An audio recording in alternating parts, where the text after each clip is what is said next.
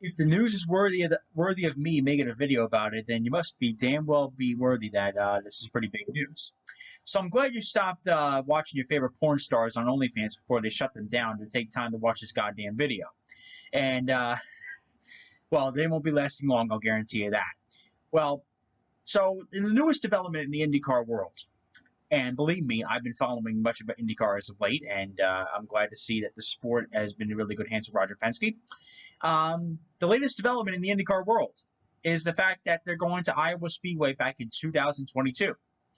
Now, before we cue the Hallelujah chorus and run out of the house and start dancing in the middle of the street, we got to really think about this, because this is truly kind of a moment in history where we look back and say, wow, could this be a new business model for IndyCar?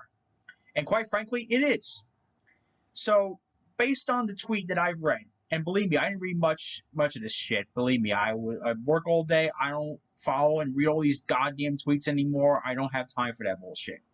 So, you go into the tweets by Adam Stern, and what is mentioned in not only the tweets but also in the press release, that the track will be rented by IndyCar.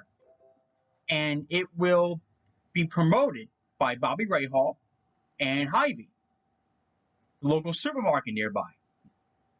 And this leads me to think about certain things. And, you know, like most ideas, I came up with this scrubbing my balls in the shower.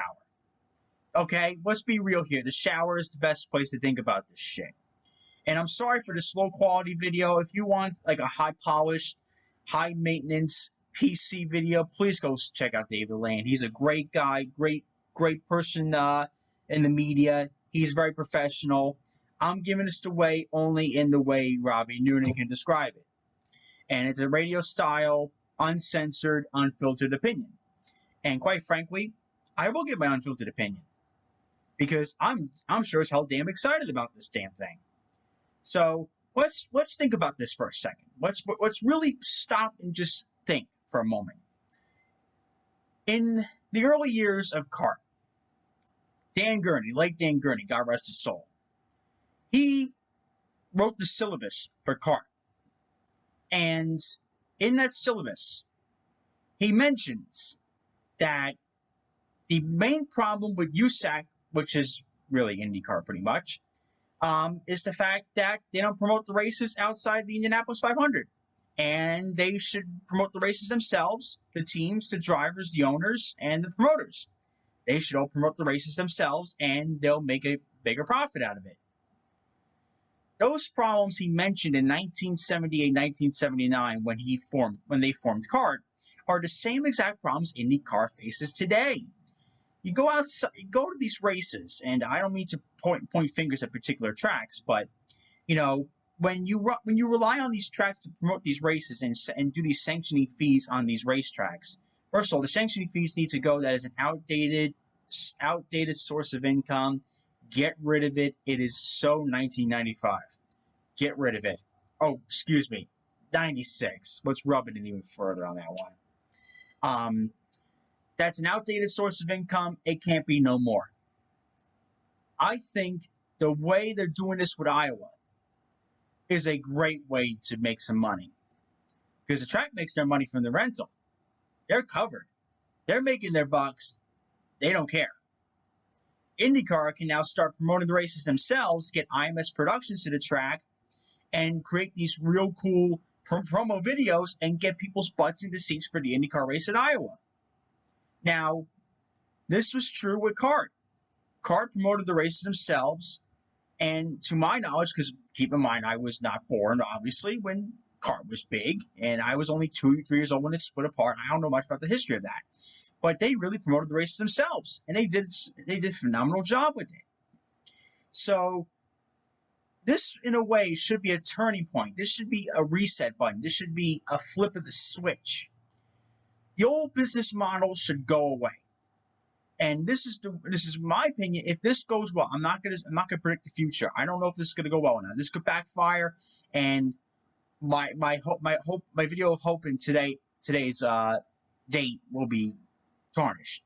But what I'm hoping is that this is a big success, and we can start getting other venues to come around. Like, we can approach places like Pocono Raceway. First of all, bring back Pocono. Watkins Glen. Watkins Glen, they left on good terms. The Watkins Glen president loved IndyCar coming over here. They just couldn't make a profit. Why don't they rent the track out, get IMS Productions out to the track, and start promoting the damn races themselves?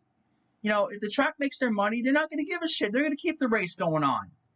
There's no more questions of if the race will go on. The race will go on. The races will be promoted, and people's butts will get in their goddamn seats. And trust me, this is not like a local short track, a local SCCA race. This is not a local club track race. This is IndyCar. These races need to be a goddamn festival. You know, when I was at Pocono, you stepped away 5 miles from the freaking racetrack, you didn't know shit what was going on at the track. You didn't know what was going on.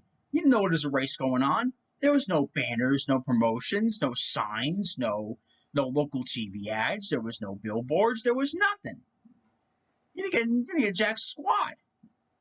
When you went to Watkins Glen, you didn't know a race was going on outside of downtown Watkins Glen. You didn't know an IndyCar race was going on.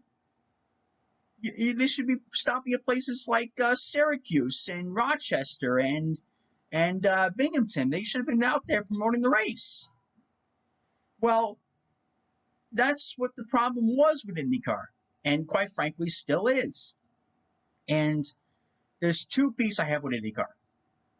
One is the lack of promotion, and I think that this should be a big wake-up call to fix that, because if I was a big success, then Roger needs to be looking at this crap and say, wow, this is a big money maker. Let's do this under ovals and get more goddamn ovals on the track.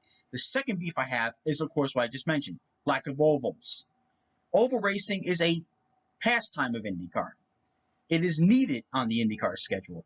We don't need, like, dangerous high-speed ovals. You know, we're just talking about, get some super speedway races back on the schedule. Get some short tracks back on the schedule. Phoenix was a disaster. You didn't know the race was going on outside of the track, to my knowledge. I don't know. I wasn't there. I can't say that. I can't say that at all.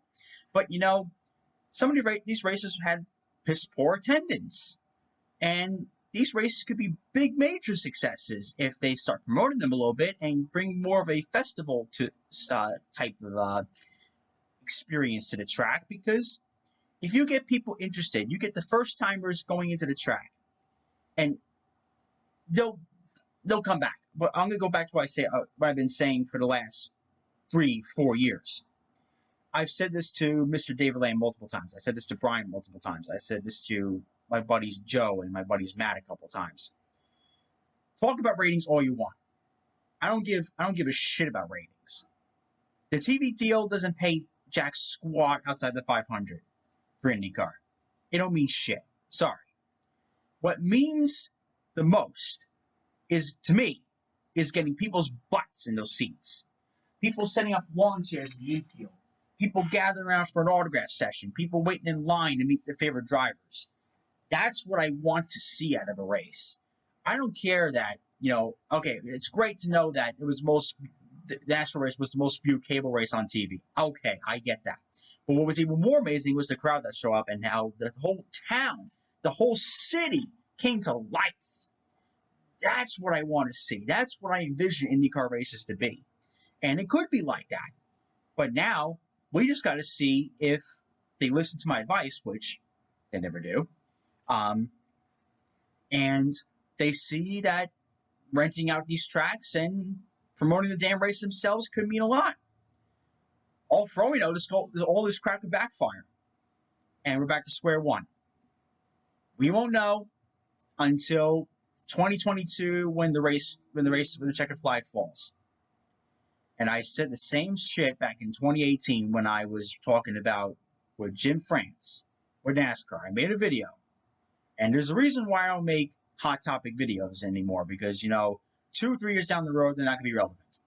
I try to make my videos relevant 2 or 3 years down the road. And I made a video. And I swear to God, everything I said turned out to be false. All the false hope I gave, all the messages of optimism, all down the drain, all down the shitter. It is all gone for nothing. So I'm hoping that this time I'm proven wrong and they do listen and they get the races promoted properly and we get a big showing at Iowa and the contract gets renewed. And what I hope is that hopefully this turns into a new business model that gets rid of the outdated one and we can start going to more oval tracks with ease. But I'm just an average guy from New Jersey. I don't know what I'm talking about. Comment, like, and subscribe. This is Race Daytona reminding you to join the fight to stop bullying. It does get better. Diecast Kid is always happy to see you.